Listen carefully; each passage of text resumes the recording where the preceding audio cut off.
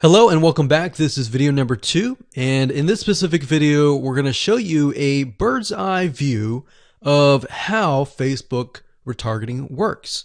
So you may have a general idea of how Facebook retargeting works, but my goal here is to kind of give you a visual mind map of how all the pieces connect together. Because if I jump in and start showing you to do this, to do that, and I don't explain what things are and why things are important, I know that you will get confused, and I don't want to overwhelm you, so that's the goal here. So let's dive in.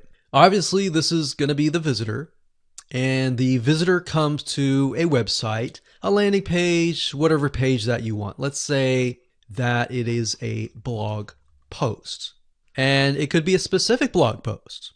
It doesn't matter. So they visit this blog post, and on the blog post, in order for us to know that they visited the blog post, there's going to need to be a piece of code. And that piece of code is called a Facebook pixel. Now, I'm not going to talk about that right now, but all you need to know is that the Facebook pixel tracks them. I'm going to talk briefly about the Facebook pixel later on because it can get kind of technical. So all you need to know right now is a piece of code that tracks them. It lets us know that they have visited this particular blog post.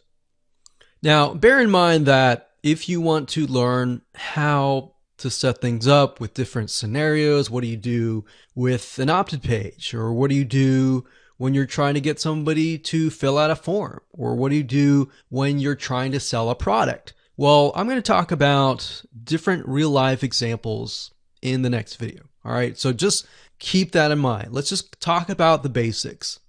Okay, so from this point, let's say it's a blog post, and maybe in this situation, what we want to do is whenever somebody visits this particular blog post, we want to create an audience specifically for this. All right, so whenever somebody visits here, they are going to have the Facebook pixel there, and then this visitor essentially will be added on this part to a custom audience. All right.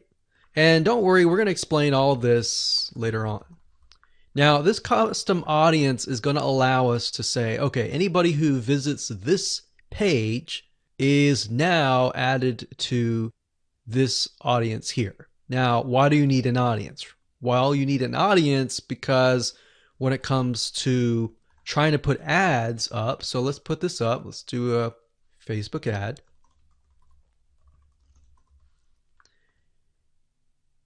We have to find a way to show this ad to this audience. So obviously from the custom audience here in the Facebook ad here, directionally, we are going to show the Facebook ad to anyone who visited this blog post. So this is a very, very basic Facebook retargeting. So let me repeat this. Let's do a recap. A visitor comes to the blog post, and this piece of code is just happens to be on this blog post, which will allow us to know, okay, this person visited it and they're segmented into this audience, and therefore we then show them Facebook ads on Facebook to this custom audience. So that is a very, very basic scenario. Now, it can get a little bit more tedious if you add more things like email opt-ins or everything else like that. But I just want to start with the basics. We'll talk about more about real life examples in the next video. Now, what you will need to learn is the Facebook pixel.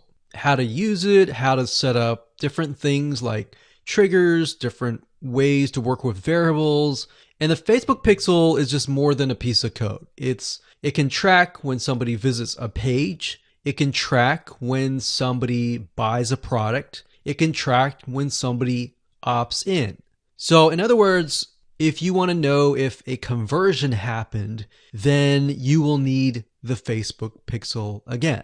So the Facebook pixel is essentially a piece of code that is on your whole website, and based upon where they land, where they convert, it is all recorded. So we'll talk more about that later on, but let's move on to the next video, and I'm going to give you some real life examples and real life scenarios. We're going to show you different mind maps for different scenarios so that you have an idea of kind of how things work.